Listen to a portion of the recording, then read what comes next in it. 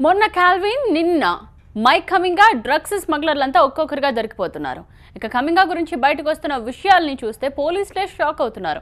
అయితే ఇప్పుడు కమింగాకు సంబంధించిన ఒక విషయం తెలుసుకుని సిట్ అధికారులకు మైండ్ బ్లాక్ అయింది. హీరోయిన్ చార్మి, డ్రగ్స్ స్మగ్లర్ కమింగా ఇద్దరు ఒకే అపార్ట్మెంట్లో ఉంటారట. ఒకరిది గ్రౌండ్ ఫ్లోర్లో ఫ్లాట్ అయితే ఇంకొకరిది 4వ ఫ్లోర్. ఇదే న్యూస్ ఇప్పుడు సోషల్ మీడియాను ఊపేస్తోంది. మరి ఈ న్యూస్ ఎంతవరకు నిజం?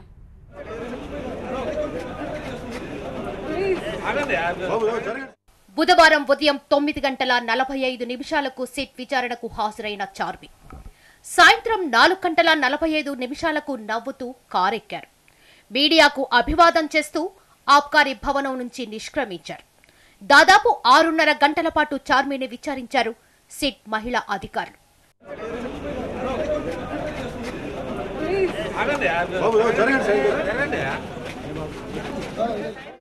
డ్రగ్స్ కేసులో హీరోయిన్ చార్మిపై సిట్ అధికారులు ప్రశ్నల వర్షం కురిపించినట్టు తెలుస్తోంది. కాల్విన్తో ఎలా పరిచయం? కాల్విన్తో పదే ఎందుకు చాటింగ్ చేయాల్సి వచ్చింది? షూటింగ్ లేని సమయంలో ఏం చేస్తారు? కాల్విన్తో 1000కు పైగా మెసేజ్లను గుర్తించిన సిట్ ఆ దిశగా సమాధానాలు రాబట్టే ప్రయత్నం చేసినట్టు సమాచారం. ఇప్పటికే డ్రగ్స్ కేసులో 8 మంది సినీ ప్రముఖులను విచారించారు సిట్ అధికారులు. ఈ నెల 19న మొదటి రోజు డైరెక్టర్ పూరి జగన్నాథ్ని 11 గంటలు విచారించారు. రెండో రోజు కెమెరామ్యాన్ శ్యామ్ కే నాయుడిని 6 గంటలు, మూడో రోజు నటుడు సుబ్బరాజును దాదాపు 12 గంటలు విచారించారు. 4వ రోజు హీరో తరుణ్ని 13 గంటలు, 5వ రోజు నవదీప్ను 11 గంటలు, 6వ రోజు ఆర్ట్ డైరెక్టర్ చిన్నాను దాదాపు 4 గంటల పాటు విచారించారు సిట్ అధికారులు. హీరోయిన్ చార్మిని 6:30 గంటల పాటు విచారించారు.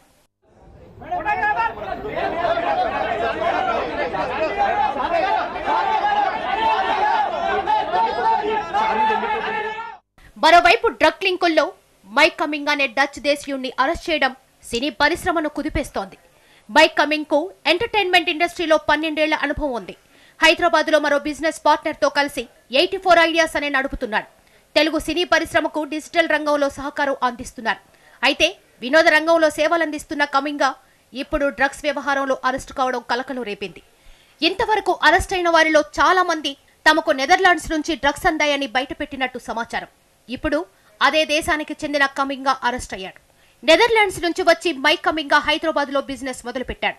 సినిమా వాళ్లకు డిజిటల్ రంగంలో సహకరిస్తానంటూ డ్రగ్స్ సప్లై చేస్తున్నాడంటున్నాయి ఎక్సైజ్ ఎన్ఫోర్స్మెంట్ వర్గాలు.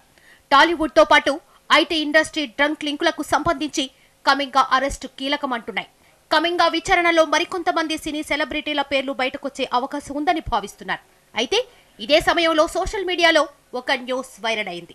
కమింగాకు చార్మికి పరిచయం ఉందని, ప్రస్తుతం వీరిద్దరికి ఒకే అపార్ట్మెంట్ లో వేరు ఫ్లాట్లలో ఉంటున్నారనే న్యూస్ ఇండస్ట్రీలో హాట్ టాపిక్ గా మారింది.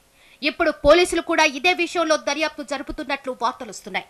మరి ఈ వార్తల్లో ఉన్న వాస్తవం ఎంత? నిజంగానే చార్మి కమింగా ఒకే అపార్ట్మెంట్ లో ఉండేవాళ్ల? ఇప్పుడు తెలుగు రాష్ట్రాల్లో ఆసక్తి కలిగిస్తున్న అంశం, తెలుగు సినీ పరిశ్రమను కుదిపేస్తున్న అంశం మాదక ద్రవ్యాల అంశం. సిట్ బృందం విచారణ చేస్తున్న మాదక ద్రవ్యాల కేసు గురించే ప్రతి ఒక్కరూ కూడా ఇప్పుడు తెలుగు రాష్ట్రాల్లో మాట్లాడుకుంటున్నారు.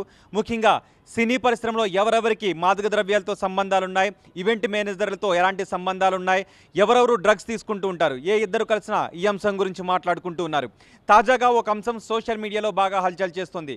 అదేంటంటే చార్మికి తాజాగా అదుపులోకి తీసుకున్న మైక్ కమింగా, డచ్ దేశస్థుడు మైక్ కమింగాకి ఎలాంటి సంబంధాలు ఉన్నాయనే అంశం గురించి.